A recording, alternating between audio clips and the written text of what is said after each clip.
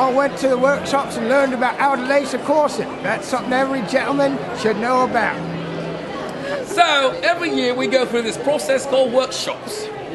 Where we learn to talk, and we learn to behave properly, and then we come here and we show what we've learned, which isn't very much.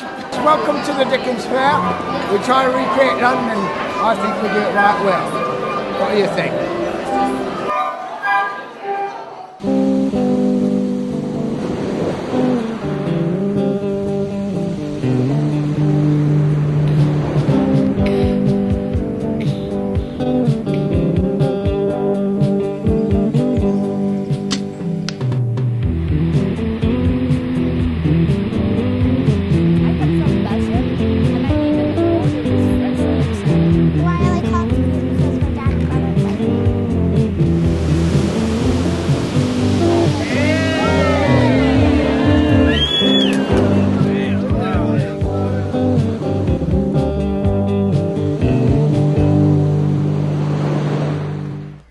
Good evening, welcome to Pacific Currents. My name is Steve Johnson, and tonight our story is about the Great Dickens Christmas Fair, which is held at the Cow Palace in San Francisco. And you may wonder, what connection does that have with Pacifica? Well, this production that's held at the Cow Palace starts here in Pacifica in November when we have workshops at Oceana High School. Plus, we have a lot of Pacificans like myself who are involved in the Dickens Fair. And tonight, our guest is Robert Young. Robert Young is the theatrical director at the Dickens Fair, and he also plays Mr. Dickens. Welcome, Robert. Nice to have you here tonight. Very pleased to be here. And the two of us are going to try to tell you how this big production that lasts for 4 weekends comes to be. It's a major production, and we'd like to tell you the ins and outs of it. But first of all, can you tell us, Robert, a little bit of the history of the Dickens Fair? It really began with the Patterson family, Ron and Phyllis Patterson, who created the first 2 big Renaissance fairs that were the beginning of the idea, the concept of the Renaissance Fair. The first one was in Southern California, in the Los Angeles area, 1963, in Laurel Canyon. And it was a fundraiser for KPFP in Los Angeles, interestingly. And it was such a success there that by 1967 they thought that it might be a nice idea to bring it up here. And of course, 1967 rings a bell, doesn't it? It sure does. That was the flower power, the hippie generation, and all kinds of things were happening in San Francisco. And people just flocked to it, didn't they? They did. It became really a community event that people counted on happening every year in the late summer, the early fall. It was first out in China Camp up in San Pedro Road on the bay there, and then it became so popular that it outgrew that area. So they acquired a very nice savanna of oaks that we got to know as Black Point Forest. It was a magical time, a magical place. It was. It was just a few years after that had been running that they envisioned doing another show that was centered around the Dickensian life, the life of London in the 19th century, but more particularly about the Christmas that we've come to know, that Charles Dickens was a very effective part of bringing to life. There are obviously many people who played a part in that, but his Christmas Carol, A Christmas Carol, which has never been out of print or off stage since he wrote it in 1843, really has survived as a central point of the show that they conceived. And it got the name the Great Dickens Christmas Fair, and more recently has been changed to the Great Dickens Christmas Fair and Victorian Holiday Party. Yes. If you haven't been to the Dickens Fair, let me just tell you that it's a major production. There are several hundred actors. We get thousands of people a weekend there at the Cow Palace. And they're coming not only because it's a Christmas time where you are going to hear Christmas carols and maybe meet some of the characters from the Christmas Carol, but you're going to meet all these different characters from the many other novels of Charles Dickens. And it's a wonderful time to celebrate Christmas and to step back into history. And in order to present this as a living history venue, a lot of effort has to go into it, and perhaps we can talk a little bit about the costuming. The costumes is something we've paid a lot of attention to over the years, and we've gotten better and better at really researching, and this has gone on really all over the world. It's amazing how much interest there is in historical clothing, because it's such a part of the study of a culture. This research has gone into many books, but moreover into the creative minds of the people who direct the operation of the costumings. There's a whole department centered around just that. Oh, just yes. the costuming. Yes, I know. I've run into them. We especially call them the costume police. Yes.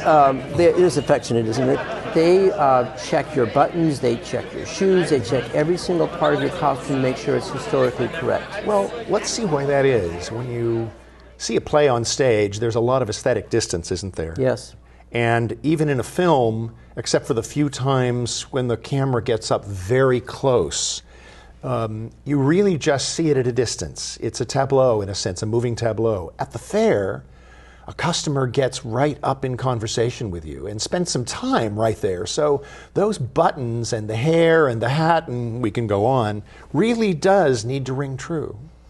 And not only that, because this takes place in London, England, the accents have to be correct as well.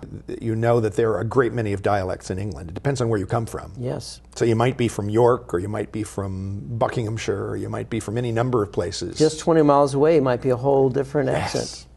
Yes, indeed. But London is particularly known for its dialect, for its accents. And the one in particular we like to focus on is Cockney. It's beloved, of course. And it was one spoken by those particularly beneath the law, those who had no other way of making a livelihood than to thieve and what have you. And we've certainly represent those characters as Dickens did. You've dropped your H's, you've got your THs that become B's, and there you are. So what we have to remember is what takes them right there with a sense of really having had a very personal experience is the likes of you.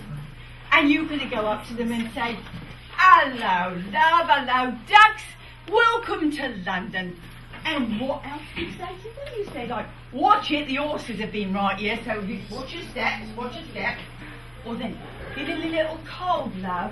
Well, come snuggle up to me, we'll get warm together. Or you can say something very innocent like, Happy Christmas! That's a nice thing to say. Happy Christmas! Welcome to fair! Or you could say, if you were a little cheeky, hello, hello, hello! What's a nice girl like you doing in a place like this? Another thing that makes the Dickens Fair unique is the type of acting that goes on there. It's, I would say, in-your-face street acting, because you're right there with the visitors, and you're very close to them, and they have to know within just within 15 seconds who your character is. Something about that person that has to come through in your acting. And this all takes place through our workshops in preparation of that. Hi, I'm Amy Liebert. This is my 9th Dickens Fair, and I think my 5th year as a teacher here at Workshops. I teach a class that I call Don't Know Much About Dickens, and basically I try to teach people in an hour the complete works of Charles Dickens. I go through a lot of the basic plot points from Great Expectations, Nicholas Nickleby, Oliver Twist, and I make sure that all of our performers understand what's happening in those storylines so that when our guests walk through the door, they can be pulled into that story. As a performer, Dickens is this amazing opportunity because you get to improv for 8 hours straight, all day. You can chew all the scenery you want. There are no small parts. And as an actor, this is like this amazing gift. You have 8 hours of being the star of your own show. Go, go, go. So if you are interested in becoming a performer at the Dickens Christmas Fair, you want to come this year, you want to check it out, you want to understand what it is. For next year, there are a lot of great opportunities for first-time performers. Go to our website and sign up for something called the Immersive list. You will get an email once a month from a woman named Kat Taylor, and that will explain everything you need to know. When I went to college, really, and did my core training in acting, improv was really not taught to any great extent. And now, even kids in grammar school, certainly in middle school and high school and so on, learn improvisational acting. Yes, they do. And I think it's wonderful because it really helps people with their self-expression. But it is that core that we have to do for a show like this, which is immersion. We're doing theater all around people, and so we invite them to become involved in our process. And the minute you let that happen, you have to be ready to respond to whatever these new invitees into your theatrical process have to say. What do they want to know? Where do they want to go? And so improvisation is critical. And we teach many classes. We teach the body language of improv, your character's green umbrella, we like to say. What is that thing that makes your character stand out? That habit, that movement, that look, that hold of the face. And we also, of course, teach language, which we've talked about some. And we teach people to do the backstory, to learn the culture in which they live as a character. Yes. Those workshops are extremely useful and very challenging because we're working with our fellow actors, and we're supposed to be helping each other out, but you know, it takes a lot of guts to get in front of another actor and portray a character and to make sure that you're doing it right. It does. And also, I have to say, getting out there with the visitors can be frightening sometimes because you just don't know what's going to happen. I remember one time when I was playing Fagin, I was right in the middle of a scene, and somebody comes right up to me and says, "Excuse me, where are the bathrooms?" So while in character, I had to tell them the bathrooms, you mean the water closets, are just over there. But of course, I did it in character. And another challenging thing is, as I mentioned before, you have to let people know. Probably a lot of people haven't read all the works of Dickens, so they may not know all the characters. I was surprised when I was playing Fagin that a lot of people didn't know who Fagin was. So I had to show them within a short amount of time who Fagin was. So I would go into the food court looking for families with children, and I'd go up and say, "Excuse me, sir, is this your little boy? Yeah, is he fast on his feet? Is he good with his fingers? Well, I might have a little job for him, and might be worthwhile for both you and me, if you know what I mean." Well done. Well, this is the great challenge, and as I say, the workshops are just one way of us learning. But you know, we learn every time we go out there with the visitors because they teach us what we need to do better. It's a great challenge. It's not like acting on a stage at all. Although we do set pieces too from the novels, and there are actors that are portraying. Well, how many novels would you say are being portrayed? I know we have Nicholas Nickleby, we have A Christmas Carol, David Copperfield, Great Expectations, Bleak House, Oliver Twist. Yes. So at any one time, as you walk through the fair, you're going to encounter these people, and hopefully, just by their bearing, by what the clothes they're wearing, their reaction to you, you'll get to see if they're high class, low class, friendly, not so friendly, sinister. They'll tell you a lot about their character just by your looking at them. Did you want to add anything else to our workshops? Well, the workshops are also critical to bring the groups of people in those books and the inhabitants of London together to really feel like they are inhabitants of the same village, the same town, the same city. And it works. Very effective. Those 3 weeks accomplish a great deal. Walking into London, so you feel like you're in London. So the scenery has to, the setting has to give that look too. And could you explain how that's created? It all begins really with a lot of modular structure that's stored in a great warehouse, and many great semi-trucks come by and load all this stuff and many a road box onto these trucks, and they're all delivered to the Cow Palace. And that's where the work begins. The stages, all 5 of the major stages, are put up, and then all those walls and fronts of so many buildings, the shops, are slowly structured. And then finally, there's another whole department, which is our deco crew and the designers that go into another series of road boxes and pull out huge amounts of decorative material and little things. Each pub you go into has all those pictures and cups and plates and brasses and on. And those are all kept all year round and then brought in and placed in all those places in a very artistic manner, so that it looks as though it's been there for hundreds of years. It does. I want to mention in particular the Tavistock House, which is the home of Mr. Dickens. Yes. And if you look in, you actually look like you're peeking into the parlor of a Victorian home. And all the decorations, the table settings, everything is just really immaculate, and it feels so comforting. Yes. And I just want to tell you, if you haven't been to the Dickens Fair, that you walk in, this is supposed to be twilight in London. There's snow on the ground, the shops have their lights glowing, and as you walk into the streets, you're encountering all these people who are wishing you a very happy Christmas. You're hearing Christmas carols in the distance, sung by our wonderful Coventry carolers. You'll hear musicians, the sailors who are playing their songs. It's just a wonderful feeling that you've actually landed in a different place, a different time. From the story of A Christmas Carol, The Ghost of Christmas Past, which is the first of the spirits that is promised by Marley, Scrooge goes back and visits his past. When he was a young man and an apprentice at a warehouse in London, and Mr. Fezziwig runs it, and of course he's a very kind businessman, and particularly to his employees. And so when it's Christmas time, he looks up at the clock. It's 7 o'clock in the evening, and that's actually pretty easy to get off in those days. And says, "Ebenezer, Dick, no more work today. It's Christmas." And all the crew is brought in, and they start closing the shutters and putting all the work things away, and they're preparing the warehouse floor to become a bright ballroom. So they'll dance. And so what we're presenting is, of course, Mr. Fezziwig's Christmas party to his employees and all their friends. And of course, all of our public are friends of the family.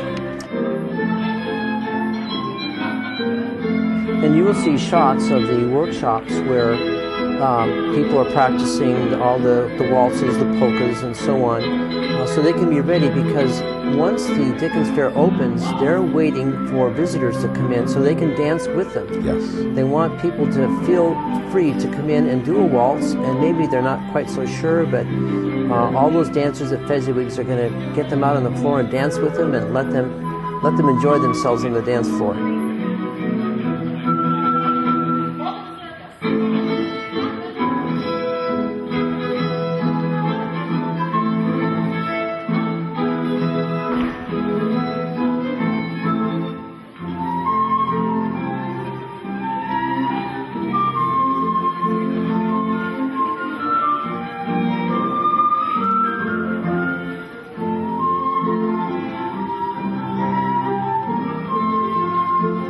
Those folks actually start working in June and July in order to be truly prepared to dance with the customers, any dance that they are interested in doing or would like to learn, as well as all the parlor games. That, of course, very much a part of a Victorian party.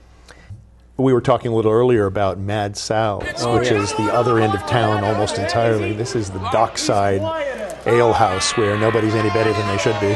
Some not so much. Christmas salmon. All the You can Christmas see watches some this year. reasonably raunchy entertainment, but nothing so tawdry that the children can't actually enjoy those shows. They're wonderful. Of course, these are shows that would have been naughty in the Victorian era, such as the can-can dance. Yes, that's right. But nothing that modern audiences would be offended by. That's quite true, actually. You see that on television every day nowadays. We've changed a lot culturally in that regard. Some others among those environments are the Adventurers Club, where artists, explorers, politicians all come together in what originally would have been a men's club, but we make some concessions there for the Victorian times in that women are involved as well, which would not have happened in that period, but we can certainly do that now, and it works very well. So I saw Mr. Kipling reading his Rikki Tikki Tavi to the children, and the children were just loved. You know, children always love a good story, and there are lots of good stories that are told at the Dickens Fair. And some young men and some young ladies as well, and I mean very young. Yes. Will gather around their great big table when they bring it out in the middle, and one of the soldiers will come out and talk about some of the great battles that the English military have fought, the historical ones, and they have all their men out on the table, the troops all placed, and the horsemen and the boats on the river, and They get very involved in a those. very It's just serious beautiful for the young people to see all game that people history would play. told in that way. They like a doghouse on one side and a man on the other, so that's a man in a doghouse. Very cute. If you spin it fast enough, the images go together. Very nice. Blocks are very period. In fact, the blocks that you see, the wooden blocks that sometimes you get for Christmas, somebody gives you a gift, and they have letters on them and pictures, are very Victorian, so they're very period. We have one of these. What else is very period? Yo-yo. Yo-yo. Speaking of children, we have quite a few children actors at the Dickens Fair, and they go through the workshops just like everyone else. I know, for example, there's a Cratchit family. There's a lot of Cratchit family there. Tiny Tim is one of our youngest actors. Great young man. Indeed. I think he's got a big career ahead of himself. We have many. Had a lot of new ones this year. Well, let's talk about some of those very interesting Dickensian characters. We've talked about Fagin, of course, from Oliver Twist. Perhaps you'd like to mention a few others that are very notable. I think some of the more famous ones, Sykes and Nancy, are well known there. David Copperfield, who is the title role from that book, that one being a particularly autobiographical novel of Dickens' own life. He puts a lot of himself and his closest in that story. Of course, A Christmas Carol is exceedingly well known. Ebenezer Scrooge and all the Cratchit family, Bob and his wife, and little Tiny Tim. Our Mr. Scrooge, for some years now, has been a fine young man who's spent a lot of time in the United States over the years. He's got quite a history himself. He's actually born and raised in Gravesend, which is out in Kent, where Dickens spent a great deal of his life, not only as a child, but again in his last years at Gad's Hill. And just as an aside, I'll tell you this, that he likes to go back on British Airways every year, and they've now gotten to know him quite well, and he likes to read the last chapter of A Christmas Carol on the plane to the entire plane, just as it's about to land at Heathrow. And by the time they actually land the plane, the entire audience applauds because it's such a wonderful ending to the flight. Well, there's so many wonderful characters. There's Mr. Pickwick, and I have to say that the actor who plays Mr. Pickwick at the Dickens Fair looks exactly like all the drawings of Pickwick in the Dickens novels. And of course we have... And his Sam Weller, of course. Oh, Beautiful. Sam Weller, yes. There are a great list of characters, depending on who you know among those books. Little Nell from the old Curiosity Shop. And of course we have to talk about Mrs. Havisham, who is always going around in a wedding dress. She's a miss, Steve. She never quite got married. Yeah, sorry, that's right. She'd like to think of herself as a Mrs., but she is a Miss Havisham. That's one person you'll be guaranteed to know who she is by looking at her, because she's the only one walking around in a wedding dress. It's particularly notable that you bring up Miss Havisham, because of course there are two films, mind you, of Great Expectations being released this year. Oh, yes. With Pip and Estella and Miss Havisham. The first films were made in actually the very late 19th century, so that's been on film for more than 100 years. Really? Amazing, isn't it? And of course, A Christmas Carol has been filmed in many different ways. George C. Scott played Scrooge, but my favorite is Alistair Sim in the 1955 version. For many folks. With Lionel Barrymore playing the role of Ebenezer Scrooge. Fantastic. You know, the Dickens Fair has always had this idea of being part of the community. This year we had the flute choir from Pacifica come and play. This is their second season with us as community participants. 2 years of very well received music. An array of community participants come in. I think the furthest away that I can recall a group came was Montana. Sure. Yes, some from Nevada, and then on in Nevada City and Grass Valley. Several from Los Angeles come up. So we have quite a number of participants. But in the Bay Area, singing groups, Morris dancers, it goes on. We have 4 folks from Britain, and some of them I think you may have met this year, come over as part of an exchange program that we have working with Kentwell Manor in Suffolk. Yes. Those folks do wonderful living history there. And as a part of an exchange between the Dickens Fair and all of our work with the Pattersons and their work, They sent over 4 folks this year, 2 cooks, a maid, and a butler.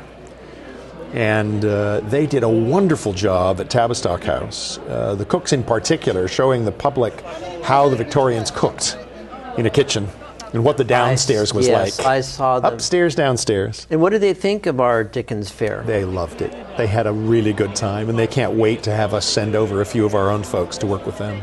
Can I be put on the list? You certainly can. This has always been a community event. We've always thought about it as that. Families become involved, and we're at the point now, after some 40 years or more, that we have the grandparents, the parents, and even their children have now grown up and have young ones coming in. So we're working on our 4th generation in some cases of families working the show each year together. It's quite extraordinary, really. Well, I remember when I was involved in the Renaissance Fair, as you were, my daughter was a fair brat, as they were called. Yes. And she would come to the fair, and she'd hang out with the paper maker while we were doing calligraphy, and we all kind of became members of this greater family. Yes. A small family within a greater family, and I think you'll pick up on that a little bit if you come to the Dickens Fair, and you'll see there are families coming, both participants and families who've made this an annual pilgrimage. My family has been doing this particular Dickens with me for 10 years. We have worked other fairs with the Patterson family, and the Renaissance Fair for over 25 years. It's a very caring and loving environment. My children have all been raised here. People will come in from out of town for Christmas, and they all come. They can't wait to come to the show. And they're all dressed impeccably. Yes. Anybody who's interested in becoming part of the Dickens Fair is certainly welcome to come to the workshops held in November at Oceana High School. You can audition for a part, or perhaps learn one of the smaller characters within the Dickens world. Maybe you'd like to work, help with one of the vendors. So the Dickens Fair has always been big on community involvement. It has. And I think people who are interested in the Dickens Fair want to become involved. There are many ways for them to do that. There's a group which we call the Christmas Keepers. And they can take coats for people. They can help guide them at the front gate. They can take their tickets. They can help work out on the front line. It helps get them into the feel of the show, and at the same time helps them understand where they ought to be in line and what they can accomplish there. And for those who are in the wrong line, help them to be in the right one, and just really generally facilitate people's experience right from the time they park their car. So there are lots of things that one can do. In fact, the Christmas Keepers is a good way to get into the fair. Great way. I'm also thinking that people who have already had some acting experience who want a greater challenge for doing this improvisational acting, which is a whole different thing, this might be a good way for them to get involved in this. It's a wonderful way. You can work part of the day, or you can work all day long. 8 hours seems like a long time at the first shot, but it was so much fun for people that they really forget, and the time flies. It goes by very fast, yes. But they can take on, as it's said in theater, there are no small roles, just small actors. Yes. You can take on a role that has less focus, and that gives you a chance to really get some experience in the world of improv and working on the street.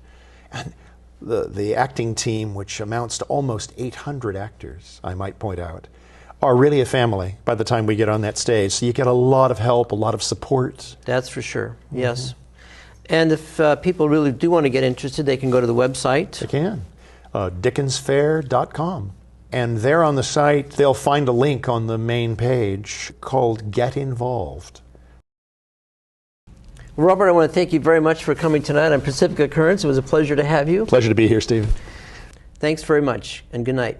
You can always catch Pacific Occurrence on YouTube.